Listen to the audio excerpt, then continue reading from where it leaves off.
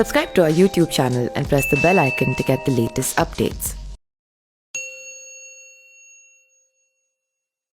Big boss में आकर यूँ तो हर शख्स खबरों में आ जाता है, लेकिन भजन सम्राट नाम से मशहूर अनूप जलोटा और जसलीन मथारू की जोड़ी जब पहुंची तो दर्शक हैरान हो गए। हाल ही में जसलीन मथारू फिर चर्चाओं में आ गई है, जब खबरें उनकी शादी की आने लगी है। हाल ही में जसलीन मथारू ने अपनी एक फ़ोटो शेयर की थी, जिसमें वो सिंदूर लगाए और चूड़ा पहने नजर आई है। चर्चा ये भी है कि उन्होंने अनूप जलोटा के साथ शादी तो नहीं कर ली। इस तस्वीर के सामने आने के बाद जसलीन और अनूप जलोटा दोनों ने खुद इस मामले पर सफाई दी है।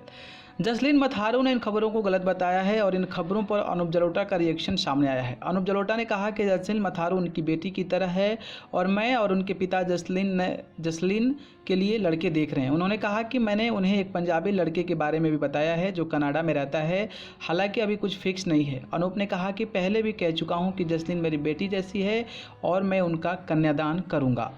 जसलीन ने हाल ही में इस तस्वीर के बारे में खुलासा करते हुए कहा था कि उन्होंने टिकटॉक वीडियो के लिए ऐसा किया था। उन्होंने एक इंटरव्यू के दौरान बताया था कि फिल्म साथिया के चुपके गाने पर वीडियो शूट कर रही थी, इसलिए मैं नई नवेली दुल्हन की तरह सजी थी, लेकिन मुझे नहीं पता था कि इन फोटोज़ पर इतना बवाल हो जाएगा।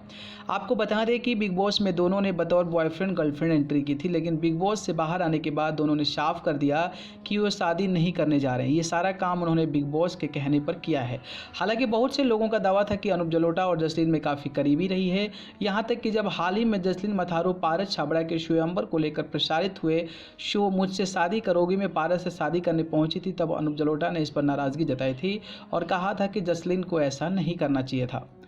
न्यूज़ रूम से न्यूज़ लाइव की रिपोर्ट।